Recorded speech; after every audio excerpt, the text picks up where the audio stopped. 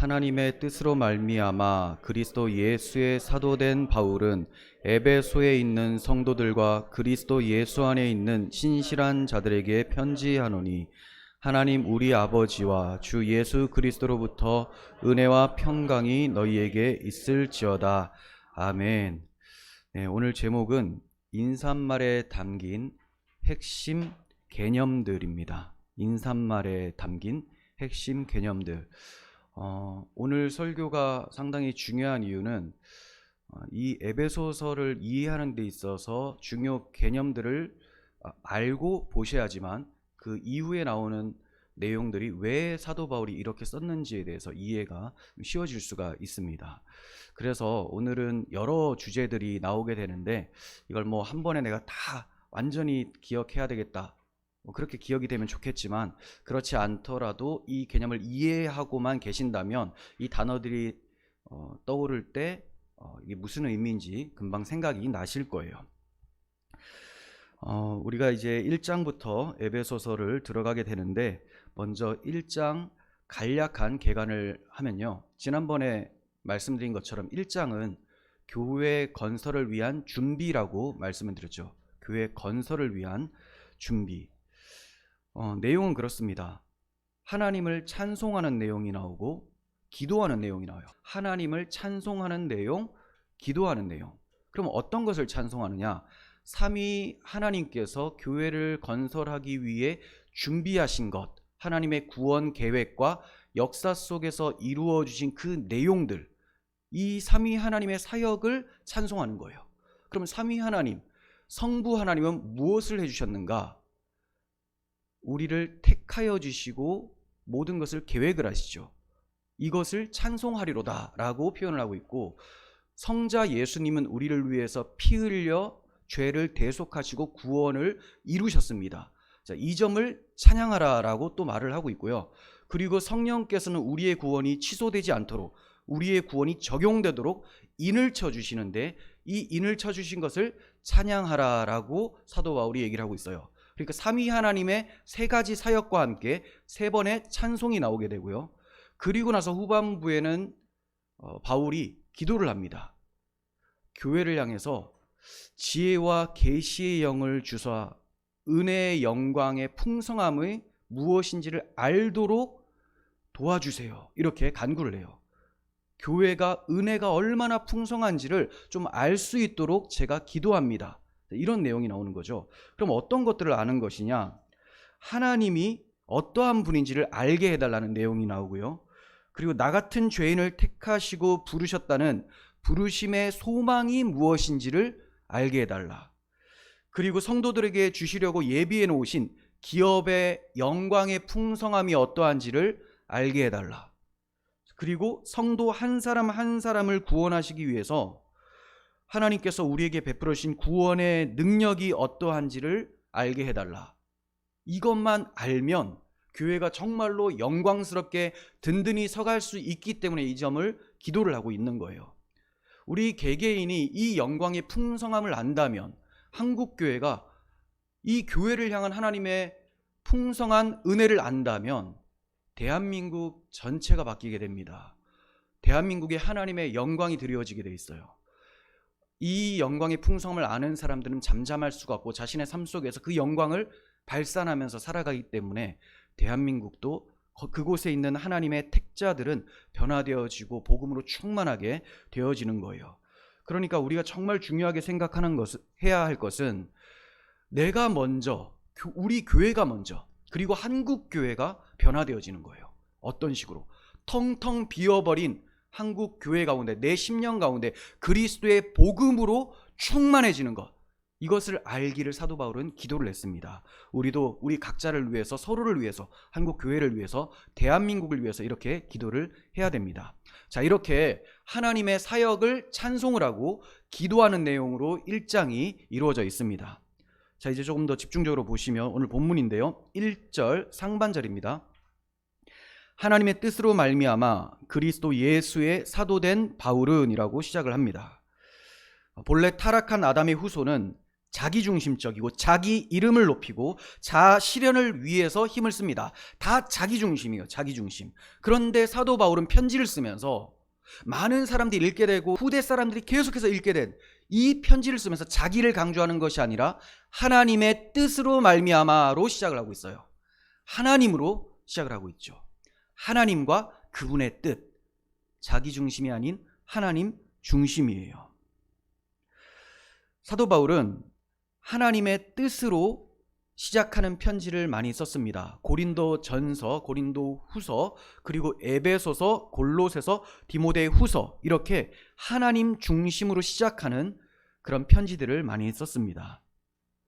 오늘날은 너무나 인간 중심적입니다. 너무나 인간 중심적이에요. 설교도 그렇고 상담도 그렇고 모든 사람들의 사고가 다 자기 중심, 인간 중심입니다. 사실 인간 중심이라고 하면 따뜻해 보이지만 그 인간 중심이란 말 속에는 나 중심이 있다는 거죠. 나 중심. 인간이 중심이 돼야지 하나님이 아닌 내 중심이 되는 거 아니냐? 그럼 모든 인간을 위한 것이냐? 아니에요. 나를 위한 거예요. 그 모두를 얘기하는 것은 나를 강조하기 위해서 교묘하게 사용하는 그런 표현들입니다. 사람들은 인간 중심이라고 하면서 자기 중심적으로 살아가게 됩니다. 하지만 사도 바울은 자기 중심이 아니라 하나님 중심으로 시작을 하고 있어요. 바울은 자신의 사도됨이 하나님의 뜻으로 말미암은 결과라고 편지의 첫머리에서 시작을 하고 있습니다. 이것은 하나님의 주권을 제일 앞에 내세우고 있는 거죠. 바울은 인간 중심으로 바라보면 이러한 편지를 쓸 수 없는 사람이에요. 감히 자기가 뭔데, 인간 중심으로 보면 흠이 참 많습니다. 물론 겉으로 봤을 때, 인간들이 봤을 때는 대단한 사람처럼 보여요. 공부도 잘했고 학문도 뛰어나고 그리고 명성도 있고 유대인이며 로마 시민권자였습니다. 그런데 하나님이 보실 때 인간의 어떠한 그 모습 그대로 보시잖아요. 그러면 이 사람은 사도가 될 수 있는 자격이 없어요. 왜냐하면 교회를 박해했었던 사람이거든요. 교회 박해자, 그게 인간적 평가입니다. 그런데 바울은 자신이 사도다라고 기록을 하고 있습니다. 그 사도라고 말을 할 때는 자기를 높이는 말이 아니라 하나님의 뜻으로 말미암아 나 같은 자를 사도 삼으셨다라는 것을 말을 하고 있는 거예요. 하나님의 뜻으로. 그 하나님의 귀한 뜻이 나 같은 죄인도 악인도 부족한 자도 하나님의 선하신 뜻 가운데서 선하게 사용될 수가 있다. 그래서 내가 자격이 없지만 하나님의 주권과 은혜 때문에 여러분들에게 편지를 쓰고 있습니다. 이렇게 시작을 하고 있는 것이죠. 하나님 중심으로 보면 죄인을 의롭다 하시는 하나님 중심, 그리고 죽은 자를 살리시는 하나님 중심, 흑암의 나라에서 사랑의 아들의 나라로 옮겨주신 하나님 중심으로 보면 바울에게도 소망이 있어요. 우리들에게도 소망이 있습니다. 마찬가지로 신학도, 성경도 하나님 중심으로 신학하고 하나님 중심으로 해석을 하면 소망이 있어요. 나를 보면 절망적입니다. 인본주의 신학, 인본주의 성경 해석 절망적이에요. 왜냐하면 나는 그것을 할 수 있는 능력이 없거든요. 이미 죄인이거든요. 근데 하나님 중심으로 보면 하나님이 하시겠다라는 거예요. 하나님이 하시겠다. 나는 부족하고 마른 막대기 같지만 하나님이 쓰시면 모세 지팡이가 된다는 거죠. 홍해를 가릅니다. 출애굽을 이룹니다. 그래서 하나님 중심으로 우리가 신앙해야 되고 신학해야 되고 성경을 그런 식으로 이해를 해야 되는 것입니다. 바울은 자신이 하나님의 뜻으로 말미암아 사도로 세우심을 받았는데 어떤 사도로 세워졌는가?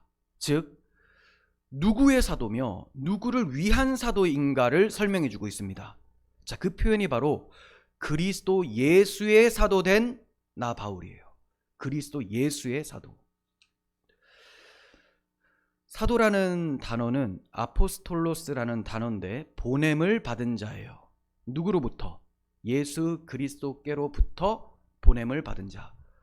그러니까 그리스도께서 보내지 않고 내가 스스로 나간다라고 하면 사도가 아닌 거예요. 그리스도와 함께 있으면서 그리스도의 가르침을 받고 그리스도께서 파송해 주신 그 사람이 사도입니다. 무엇을 위해서, 누구를 위해서 보냄을 받은 자일까요? 주님을 위해서 보냄을 받는 자죠. 복음을 위해서 보냄을 받은 자입니다. 그래서 본문 2절 속에는 그리스도 예수라는 표현이 3번이나 강조되어 나오고 있죠. 그리스도 예수. 정말 중요한 게 하나님 중심 맞는데, 하나님 중심이 진짜 하나님 중심 되려면 그리스도 예수 중심이 돼야 된다. 이거 굉장히 중요한 말입니다. 그리스도 예수 중심이 아닌 하나님 중심은 철학자들이 생각하는 신관이에요. 신관. 그냥 신이 있다, 신이 다 한다, 이런 거죠. 그런데 기독교는 그런 유신론으로만 끝나는 게 아니라 유신론인데 그리스도를 통한 유신론으로 인식을 해야 된다는 거죠. 그래서 진정한 하나님 중심이라는 것은 예수 그리스도 중심적이라는 거예요. 그래서 사도는 하나님이 나를 보내셨다라고 하지 않고 하나님의 아들 그리스도 예수께서 자기 자신을 전하라고, 그리스도 예수를 전하라고 나를 보내셨다. 그러면 내가 전하는 이 복음이, 그리스도 중심적인 이 복음이 하나님 중심적 복음이라는 것이 여러분들은 알게 될 것입니다. 이러한 모든 것들이 함축적으로 담겨져 있는 것입니다. 그래서 사도 바울은 그리스도 예수의 사도라고 얘기를 하고 있죠. 그리스도 예수의 사도. 그렇기 때문에 복음, 기쁜 소식의 전달자가 될 수가 있는 것이고, 그리스도 예수 안에라고 얘기를 하면서 그리스도 예수 안에 있을 때만 신실한 자들이 될 수가 있는 거죠. 그리고 주 예수 그리스도로부터 은혜와 평강이 너희에게 있을지어다. 그냥 은혜와 평강이 이룰 수가 없어요. 주 예수 그리스도로부터 나오는 은혜, 그 평강을 얘기를 하는 거예요. 우리의 신앙이, 우리 교회의 초점이 오직 주 예수 그리스도께 향해 있기를 바랍니다. 바울이 자신을 하나님의 뜻으로 말미암아 사도된 바울이라고 소개를 했어요. 그렇습니다. 바울이 사도가 된 것은 자원한 것도 아니고 사람들이 시켜서 한 것도 아니고 사람들이 세워준 것도 아닙니다. 이 점을 바울은 갈라디아서에서 사람으로 된 것도 아니고 사람으로 말미암은 것도 아니고 오직 그리스도와 그를 죽은 자 가운데서 살리신 하나님 아버지로부터 내가 사도를 임명받았다라고 얘기를 하고 있어요. 사람으로 된 것이 아닙니다. 사람들이 사도 바울이 네가 무슨 사도냐라고 많이 무시를 했습니다. 그런데 바울은 여러분들이 날 세운 게 아닙니다. 제가 스스로 세워진 게 아닙니다. 주 예수 그리스도께서 나를 다메섹 도상에서 만나주셨고 그분을 우리에게로 보내주신 하나님께서, 그 하나님 아버지께서 나를 사도를 세워주셨습니다 라고 얘기를 하고 있어요. 사명이라는 것은 내가 원하는 것을 반드시 이루겠다는 나의 목적이 아니라 하나님의 뜻을 하나님의 목적대로 이루겠다는 하나님 중심입니다. 이게 사명이에요. 그런데 오늘날 사람들이 사명을 너무 많이 오해하고 있어요. 내가 원하는 것을 하나님이 하게 해주실 것이다. 자기 꿈 이루는 거죠. 자아실현이에요. 이게 바로 자아실현. 자아실현은 기독교적 용어가 아닙니다. 인문학적 표현이죠. 우리는 하나님의 뜻, 구원의 경륜을 하나님의 손 아래에서 나를 사용하셔서 이루어져 간다라고 표현하죠. 이루어져 간다. 내가 이룬다도 아니고 내가 그 하나님의 계획 가운데 동참돼서 이루어져 가는 목적이 되는 거예요. 그러니까 내가 뭔가 대단한 걸 이루는 것이 목적이 아니라 하나님의 목적은 나에게 있다는 거예요. 여러분들에게 있어요. 동참시켜서 나와 여러분들을 이루어져 가게 만들어 주시는 것, 이게 하나님의 목적이에요. 자아실현 아니죠. 자아실현은 하나님 저리 비키세요. 내가 얼마나 멋진 인간인지를 보여줄 테니 하나님 감동받으실 준비하십시오. 이게 자아실현입니다. 이거 하나님 감동 없어요. 하나님은 심판을 내리시죠. 어떤 사명자인지를 한번 생각해 보십시오. 우리가 어떠한 사명자인지, 내가 스스로 나를 보내는 사람인지 주님께서 나를 보내시는 사람인지를 생각해 봐야 됩니다. 1절 하반절 봅니다. 에베소에 있는 성도들과 그리스도 예수 안에 있는 신실한 자들에게 편지하노니. 네. 여기에는 이제 수신자에 대해서 설명을 하고 있죠. 앞에 송신자는 바울이었어요. 하나님의 뜻으로 말미암아 사도된 바울. 그런데 송신자를 에베소 성도들이라고 하고 있고 신실한 자들이라고 표현을 하고 있습니다. 그런데 이것을 단순히 에베소 성도들이라고 생각하지 마시고 앞에 바울이 자신을 수식했었던 그 표현을 여기에도 붙여 넣으시는 것이 올바른 이해입니다. 그러니까 하나님의 뜻으로 말미암아 에베소에 있는 성도들이라는 거예요. 하나님의 뜻으로 말미암아 신실한 자들이 된 성도들이라는 거죠. 이게 성경의 전반적인 메시지입니다.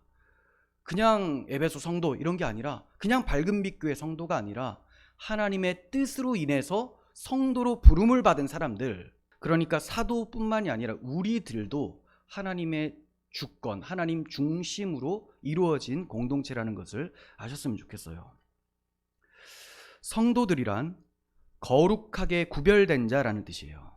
거룩하게 구별된 자, 즉 세상과 구별된 사람들을 가리키는데, 복음의 빛이 비춰지자 흑암 가운데 있었던 사람들이 빛을 받아 낮의 사람들이 됩니다. 낮에 속한 자들, 이 사람들이 성도, 복음의 빛을 받지 못한 사람들, 복음의 빛을 피해 도망 다니는 사람들, 이 사람들이 흑암에 사는 사람들, 세상 사람들이라고 성경에서는 분리하여 설명을 하고 있습니다.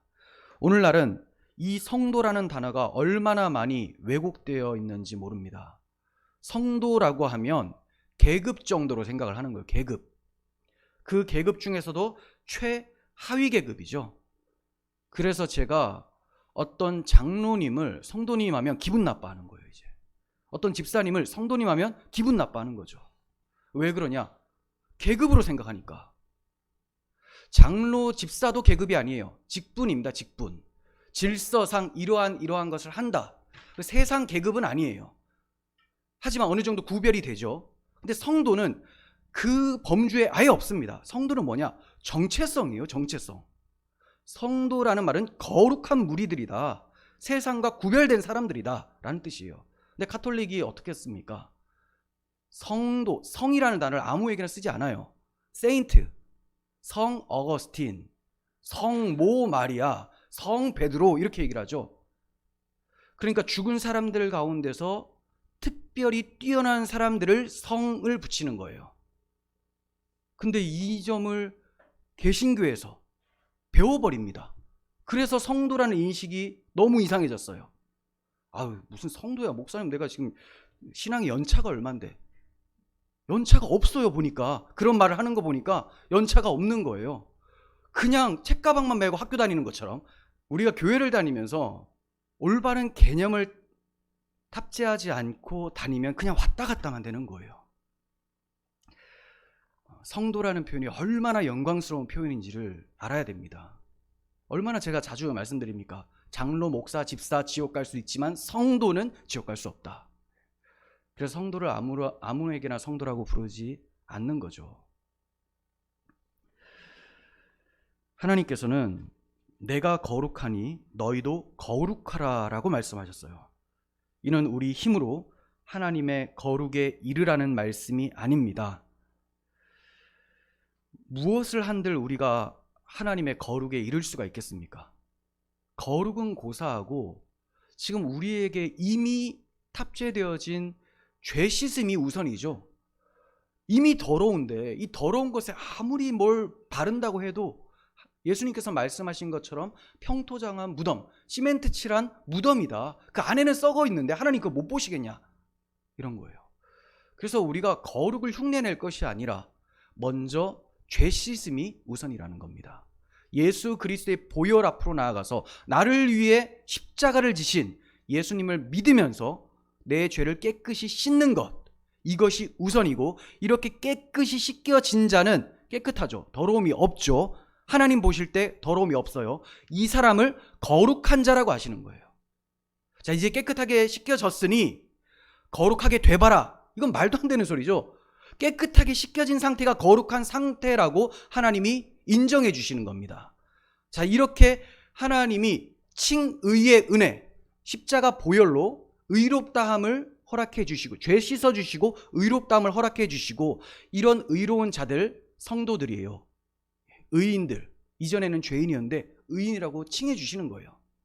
그래서 성도라 부름을 받는 거죠.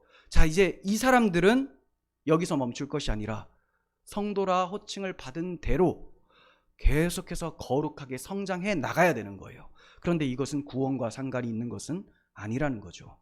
구원과 상관이 있는 것은 예수 그리스도의 보혈로 죄를 씻어 성도가 되는 것이고, 성도 된 자들이 날로 그리스도의 장성한 분량이 충만한 데까지 자라가는 것입니다. 어떠한 대가를 바라서가 아니라 이미 받은 그 은혜 때문에 그렇게 나아가야 되는 것이죠. 그래서 내가 거룩하니 너희도 거룩하라 라는 말씀은 첫 번째로는 나는 죄인이니 거룩하신 예수 그리스도 안으로 피하여 숨으라 라는 말씀으로 이해를 하셔야 되고, 그분 안에 거하게 된 사람들은 이제 그분 안에서 그분의 영으로 날마다 거룩하게 자라가야 된다. 이것을 내가 거룩하니 너희도 거룩하라 라는 말씀으로 받으셔야 되는 거예요. 성도라는 호칭은 주의 희생적 사랑으로 주어진 영광스러운 호칭임을 기억하시고 감사하시기를 바랍니다. 하나님의 기준에서는 세상에 두 부류의 사람들만 존재합니다.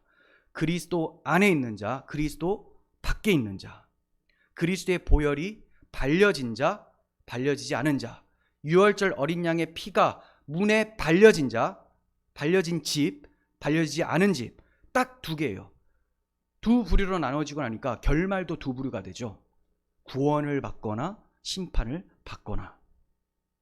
그렇다면 에베소 성도들이란 그냥 에베소 지역에 살고 있는 성도들이라고 표현하는 것은 너무 빈약합니다.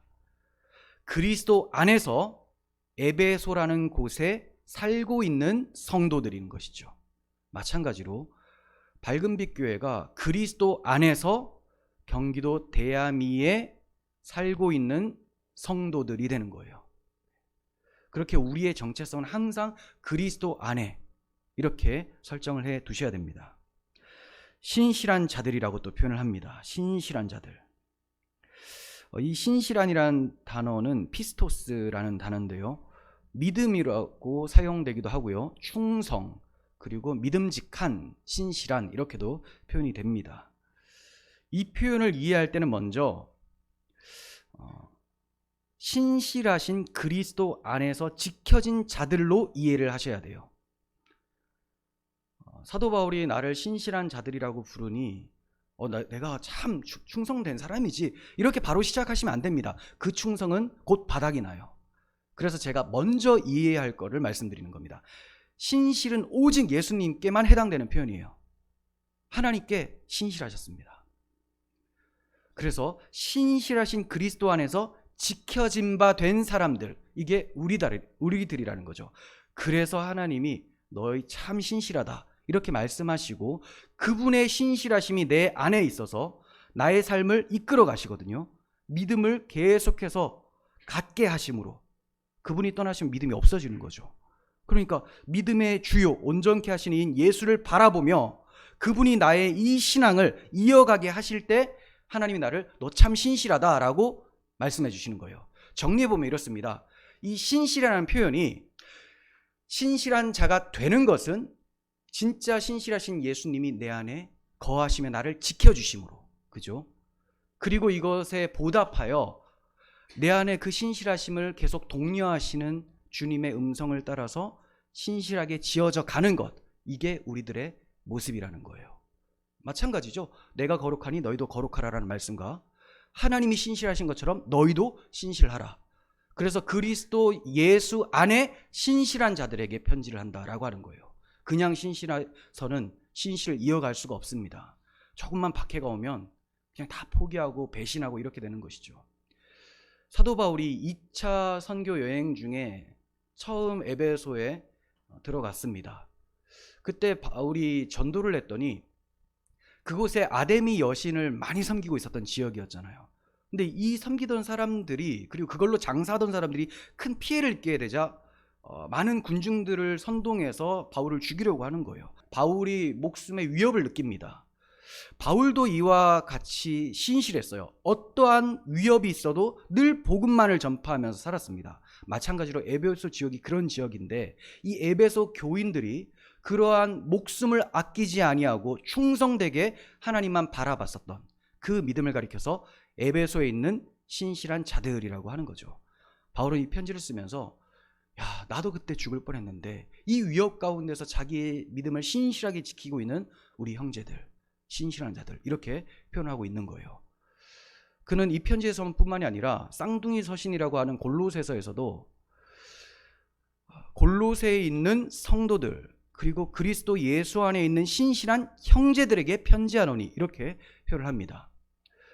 그러니까 생각해 보면 초대교회의 모습들은 전체적으로 신실했었다라는 거예요. 전체적으로. 그런데 과연 오늘날 교회는 바울이 목회를 한다면 과연 신실하다고 평가를 할 수 있을까? 우리 교회는 신실한 형제들이라고 바울이 부를 수 있을까? 돌아봐야 됩니다. 우리 교회들이라고 생각하지 마시고 나는 어떻습니까?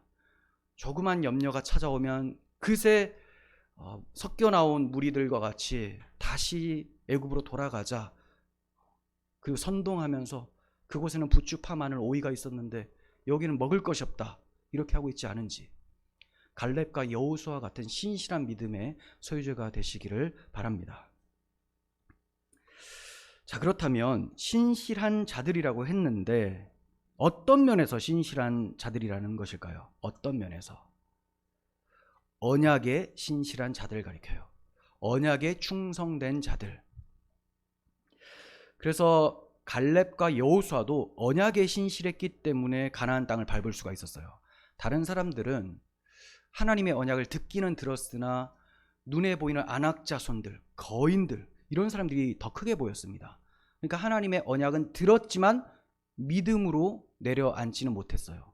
하지만 갈렙과 여호수아는 똑같이 안악자손들을 보면 엄청 크다는 게 보이지만 그보다 더 큰 하나님, 그분이 주신 언약, 이 땅을 반드시 너에게 주리라는 그 언약을 믿었기 때문에 저들은 우리의 밥입니다. 들어가서 먹으면 됩니다. 이런 보고를 했었던 거예요.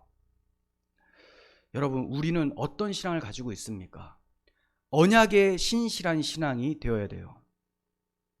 언약이라는 것은 그리스도를 통한 구원에 관한 약속입니다.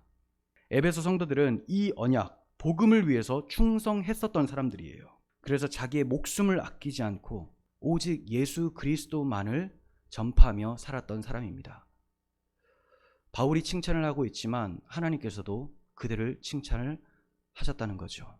하나님께서 우리에게 주신 언약을 굳게 붙잡고 에베소 교회처럼 칭찬받는 그런 삶으로 나아갈 수 있었으면 좋겠습니다.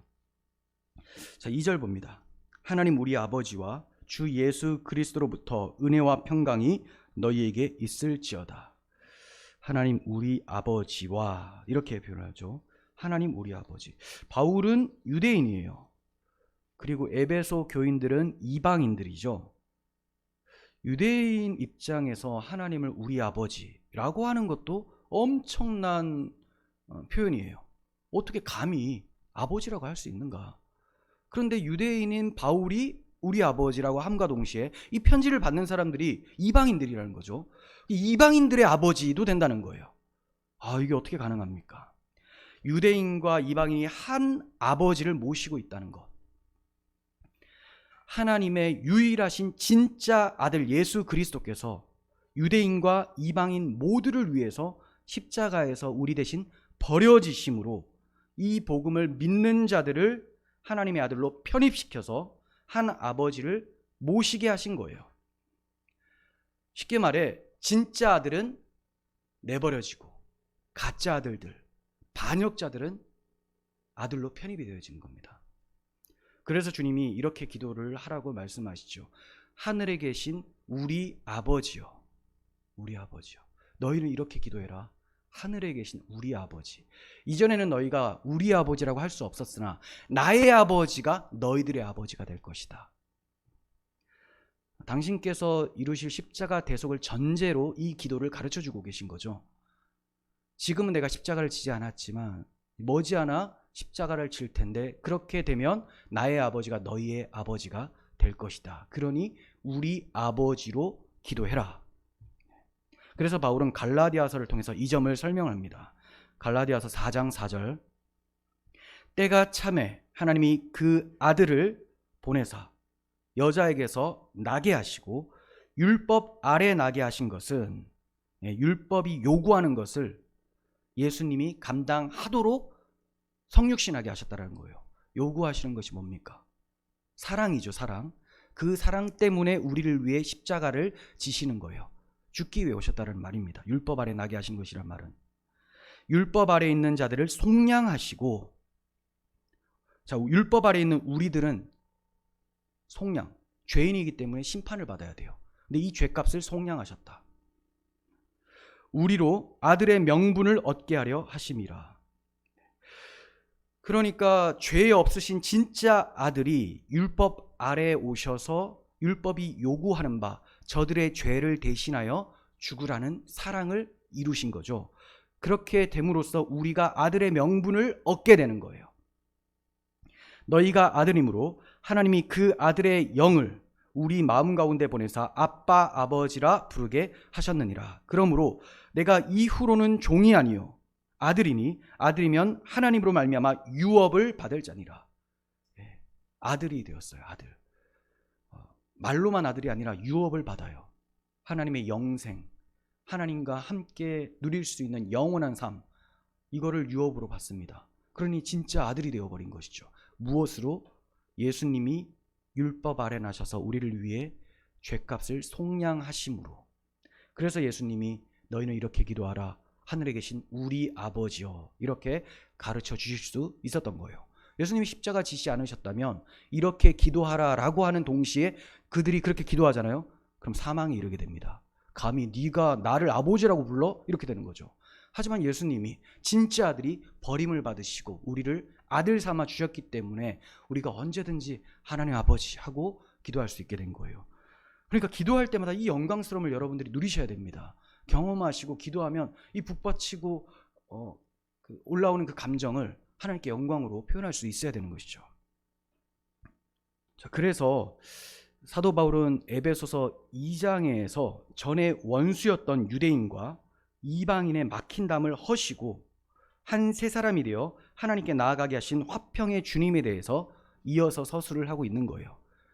유대인과 이방인이 하나가 되어 한 세 사람, 이전에는 유대인, 이방인 이렇게 돼 있었는데 이 합쳐진 사람들을 그냥 한 세 사람, 두 글자로 교회라고 하는 거예요.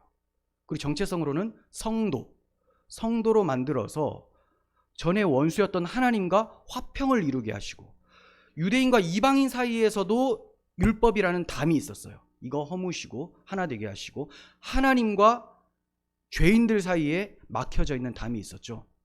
하나님께 나오면 죽는다. 거룩하신 하나님, 죄인, 이 관계의 담도 허무셔서 하나님 아버지께로 나아갈 수 있게 됐습니다. 이 점을 2장에서 설명을 해주고 있는 거예요. 자, 이제 주 예수 그리스도로부터 은혜와 평강이 너희에게 있을지어다라는 표현을 좀 보도록 하겠습니다. 은혜와 평강이 너희에게 있을지어다.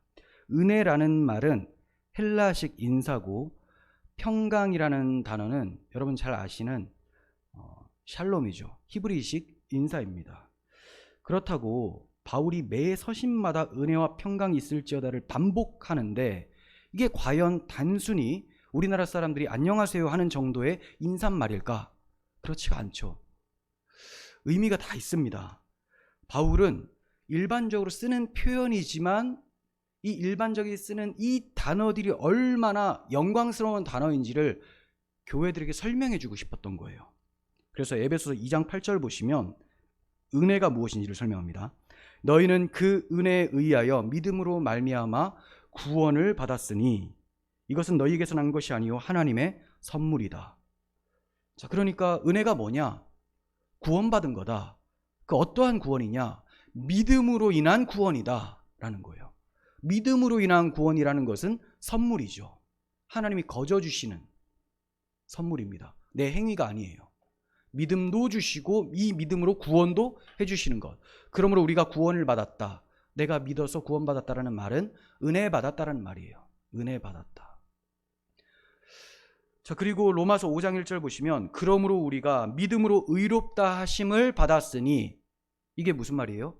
믿음으로 의롭다 하심을 받았다? 구원받았다는 말이죠.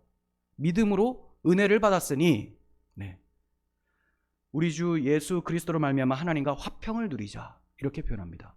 은혜를 받았으니 화평을 누리자. 순서가 그래요. 은혜가 먼저고 그리고 평강, 화평이 이후에 따라 나옵니다. 믿음으로 의롭다 하심을 받은 것이 은혜고, 이 은혜로 인해서 우리가 의롭다함을 받죠. 이 칭의의 은혜가 밀려오면 하나님과 원수지간이었던 우리들이 사랑하는 하나님의 부자지간이 되어버립니다. 그래서 하나님과 화평을 이루게 되죠. 관계의 화평. 자, 하나님과 관계적 화평을 이루게 되면 하나님으로부터 오는 평강을 얻게 됩니다. 이해가 되세요? 평강은 하나님께만 있어요. 그런데 그 전에 이 평강을 받고 싶어도 못 받아요. 하지만 은혜로 인해서, 예수님의 십자가 은혜죠. 그 은혜로 인해서 내가 의롭다함을 받으면 하나님과 화해가 이루어집니다. 그래서 하나님과 화평케 돼요. 그러면 평강의 주인이신 그 하나님으로부터 평강이 밀려옵니다. 이게 하늘 평강이에요. 그냥 내가 평안하다 평안하다 아무리 입으로 외쳐도 그 평강 아닙니다. 어려운 일이 있을 때 꾹꾹 참으면서 평강하다, 뭐 마인드 컨트롤 한다고 하는데 컨트롤이 안 돼요. 결국 마지막 진노의 심판 때에서 어떻게 그 컨트롤을 하겠습니까? 그러니까 무엇보다도 하나님과 화평한 것, 그 화평의 결과로 하나님의 평강이 찾아오는 것, 이것이 진짜 평강인 거예요. 그러기 위해서는 먼저 은혜가 공급되어야 된다. 네. 그래서 바울은 항상 은혜를 먼저 강조를 합니다. 은혜와 평강이 너희에게 있을지어다. 이 평강이라는 것은 고난 중은 물론이요, 우리가 임종 직전에 우리 인생의 최후의 전쟁터에서도 평강을 허락하는 강 같은 평안입니다. 강 같은 평안. 바다는 파도가 치잖아요. 강은 잔잔합니다. 이 평강, 하늘의 평강이 너희들에게 있을지어다, 이렇게 표현하고 있는 것이죠. 그래서 바울은 항상 은혜가 먼저고 그 은혜의 결과물이 평강이다, 이 평강을 누려라 하고 말씀하고 있는 거예요. 하나님께서는 이미 구약시대부터 자기 백성 이스라엘을 향한 은혜와 평강을 약속해 주셨습니다. 바울은 이러한 인사를 통해서 이제 하나님의 언약이 성취가 되어서 여러분들에게 은혜와 평강이 임하게 되었습니다를 표현해 주고 싶었던 거예요. 구약시대부터 은혜와 평강을 약속해 주신 대제사장적 축복문에 대해서 좀 살펴보도록 하겠습니다. 우리가 수요일에 살펴봤는데 한 번 더 봅니다. 민수기 6장 24절. 아론과 그 아들들에게 이렇게 축복해줘라, 내 백성 이스라엘을 이렇게 축복해주라 라고 하시면서 주신 말씀이에요.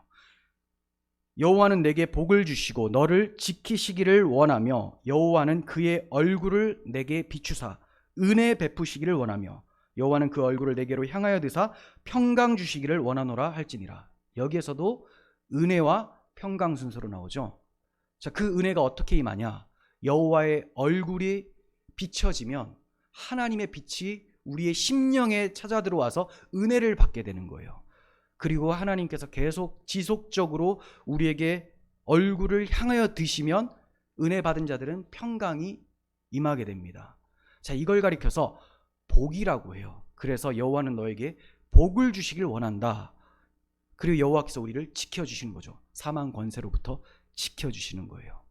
그래서 은혜를 받은 사람은 복 받은 자, 하나님께 지키심을 받은 자, 도피성이신 예수 그리스도께로 피한 자, 그분은 나의 산성이요 반석이시요, 이러한 표현들이 다 여기에 연관이 되어 있는 것입니다. 자, 그러니까 은혜와 평강은 복인데, 자, 이것이 어떻게 임하게 된다고 축복문은 말을 하고 있었습니까? 여호와의 얼굴이 비춰지면, 여호와의 얼굴을 마주하면, 그죠? 마주하면. 그러나 구약 시대의 상태가 어떠했습니까? 여호와의 얼굴을 마주할 수 있었던 상태예요? 아니죠. 이사야 선지자는 말을 합니다. 오직 너희 죄악이 너희와 너희 하나님 사이를 갈라놓았다. 너희 죄가 그의 얼굴을 가리어서 너희에게서 듣지 않으시게 함이니라. 우리 죄악이, 우리 죄가 하나님부터 분리되게 만들었다라는 거예요. 그런데 예수 그리스도의 구속으로 말미암아 빛이 비춰집니다. 하나님의 얼굴 빛을 보게 되는 거예요. 그래서 고린도후서 4장 6절에서 어두운데 빛이 빛이라 말씀하셨던 그 하나님께서 예수 그리스도의 얼굴에 있는 하나님의 영광을 아는 빛을 우리에게 비추셨느니라. 우리 마음에 비추셨느니라. 이렇게 말씀하고 있죠. 그러니까 우리가 예수님을 통해서 어디로 들어가느냐? 예수님 십자가에서 죽으시니 성소 휘장이 찢어졌죠. 그전에는 수천 년 동안 나아갈 수 없었던 그 지성소 언약궤 위 하나님의 보좌 나아갈 수 없었는데 휘장이 찢어짐으로 나아갈 수 있게 됐어요. 거기에서 하나님의 말씀을 들을 수가 있게 됐죠. 기도하고 하나님의 음성 듣고, 또 음성 듣는다고 신비주의로 또 가시면 안 돼요. 하나님 말씀이 내 안에 풍성하게 거하고, 그렇게 하나님을 대면하게 되면 은혜를 받은 자로서 평강이 임하게 되는 거예요. 날로 주 앞으로 나아가십시오. 십자가를 붙들고 하나님의 보좌 앞으로 나아가셔서 하나님의 얼굴빛을 마주하시기를 바랍니다. 그것이 우리의 근심을 다 사라지게 하는 것이고 우리 마음 가운데 강 같은 평안을 허락해 주는 거예요. 그런데 아직도 하나님의 얼굴을 거부한 채 흑암에 사는 사람들이 있습니다. 속히 회개하고 그리스도와 그분의 복음을 믿어야 돼요. 고린도후서 4장 3절에서 사도 바울은 이렇게 경고를 합니다. 만일 우리의 복음이 가리었으면 망하는 자들에게 가려진 것이라. 그 중에서 이 세상의 신이 믿지 아니하는 자들의 마음을 혼미하게 하여 그리스도의 영광의 복음의 광채가 비치지 못하게 함이니 그리스도는 하나님의 형상이니라. 우리가 왜 복음을 제대로 받지 못합니까? 왜 자유주의 신학자들이 그렇게 복음을 거부하고 훼손합니까? 이 세상 신이 그 마음을 혼미하게 했는데 그것을 또 좋아합니다. 그러므로 하나님의 심판이 예정되어 있는 거예요. 그걸 피하기 위해서는 속히 회개하고 그리스도의 복음을 믿는 수밖에 없습니다. 하지만 그들은 자기만 복음을 믿지 않을 뿐 아니라 복음을 믿고 있는 교회까지도 박해를 하고 있죠. 영적으로 잘못된 교훈을 가르침으로 훼손시키고 성도들을 박해하고, 또 공산국가나 이슬람 국가나 이런 데서는 물리적으로 박해를 하고 있고, 우리는 이런 상황 가운데서 우리의 신앙을 굳게 지켜야 됩니다. 그래서 에베소 교회들처럼 신실하신 형제들이라는 표현을 듣는 그런 복이 있었으면 좋겠습니다. 은혜가 임하면 평강이 찾아옵니다. 예수 그리스도의 복음이 우리 가운데 심겨지면 은혜를 받은 것이고, 은혜를 받았다면 평강은 자연스럽게 찾아오게 되는 거예요. 그런데 많은 교인들이 은혜 받았습니다 라고 말은 하는데 마음에 평강이 없는 교인들이 참 많아요. 그러면 문제가 있겠죠. 평강이 없는 것이 문제일까요? 은혜 받았다라는 말이 문제일까요? 은혜 받았다는 말이 문제인 거죠. 은혜를 안 받았는데 받았다고 하니까 문제인 거죠. 예수 그리스도의 복음으로 인해서 그 풍성한 은혜, 지금 이 1장에서 그리고 2장에서 계속적으로 설명하는, 우리가 서로 원수였는데 화평케 되었고 하나님과 원수였는데 화평케 됐다. 무엇으로? 예수님의, 하나님의 아들의 피로 인해서. 이게 나에게 이해되어지고 믿어지면 은혜를 받게 되고, 그러면 평강이 찾아오는 것이 수순인데 그렇지가 못하고 입으로만 은혜 받았습니다. 이건 뭐냐면 그냥 목사님 기분 좋으라고 하는 립서비스일 수도 있고, 또 아니면 목사님이 어떤 웅변력이 좋아서 뭔가 감동을 받은 거예요. 웅변력이 좋아서. 내용은 상관이 없고. 그래서 뭐가 은혜가 되었습니까 하면 이제 그때부터 얼굴이 상기되면서 왜 나한테 저런 질문을 하는가, 궁금하니까, 어디에서 은혜를 받았는지 궁금하니까 했는데 일부러 목사님이 나 창피 주려고 그랬다. 그러니까 은혜를 안 받았는데 거짓말하니까 그런 거죠. 그 은혜가 뭔지를 몰라요. 근데 은혜를 받은 사람은 십자가에서 자기가 죽고 그리스도의 부활과 함께 부활된 사람, 이 감격함이 있는 사람들은 은혜의 포인트가 뭔지를 압니다.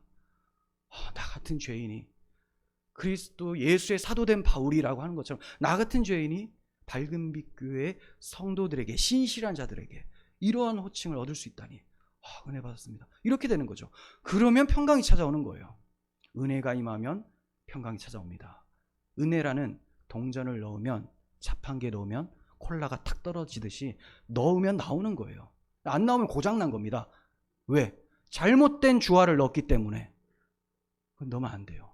올바른 복음이 선포되어지고 그 복음을 가난한 심령으로 받으실 때 평강이 임하게 되는 것입니다. 그러므로 우리가 은혜를 받기 위해서는 예수 그리스도가 누구시며 그분이 우리를 위해서 무엇을 해주셨는지, 예수 그리스도와 그 십자가 복음을 올바르게 가난한 심령으로 받아들여야 됩니다. 사도 바울은 복음이 임한 심령에 은혜가 임한다고 말씀했습니다. 골로새서 1장 6절을 보시면 이 복음이 이미 너희에게 이르매, 이 복음이 이미 여러분들 가운데에 선포가 되고 임했습니다. 너희가 듣고 참으로 하나님의 은혜를 깨달은 날부터 너희 중에서와 같이 또한 온 천하에서도 열매 맺어 자라는도다. 복음이 심겨지면 은혜를 받는 것이고, 그죠? 이 은혜가 계속 밀려오면 우리가 열매 맺어 자라간다, 이렇게 표현을 합니다. 그래서 사도 바울이 이처럼 은혜와 평강이 너무 중요하기 때문에, 너무 영광스러운 것이기 때문에 매 서신서마다 아낌없이 기록하면서 성도들을 축복하고 있는 거예요. 은혜와 평강이 여러분들에게 있기를 원합니다. 은혜와 평강은 서로 나눌 수가 없습니다. 은혜 없는 평강이란 있을 수가 없어요. 평강은 은혜의 결과물이에요. 은혜라는 샘 근원에서 물이 쏟아져 나와서 예수 그리스도의 보혈이 십자가에서 흘러나와서 나를 적시면 내가 그것을 은혜 받았다고 하고, 이 보혈의 은혜가 나에게 계속 충만하면 샘이 계속 넘쳐나서 물이 차오르는 것처럼 평강의 강이 됩니다. 은혜가 계속 임하면 내가 평안해져요. 계속 평안해지면 이제 이 삶 속에서 열매가 맺혀지게 되죠. 강 주위에 달마다 실과가 실과가 맺히는 것처럼 우리의 삶 속에서 성령의 열매, 복음의 열매가 맺혀지게 되는 거예요. 그러니까 은혜로 심고 평강으로 충만케 되어 열매 맺는 삶, 이게 우리 교회가 추구해야 될 바라는 거죠. 정리하겠습니다. 여러 가지를 좀 살펴봤지만 제가 키워드만 좀 말씀을 드리면 설교를 한번 생각해 보시길 바랍니다. 하나님 중심 신앙.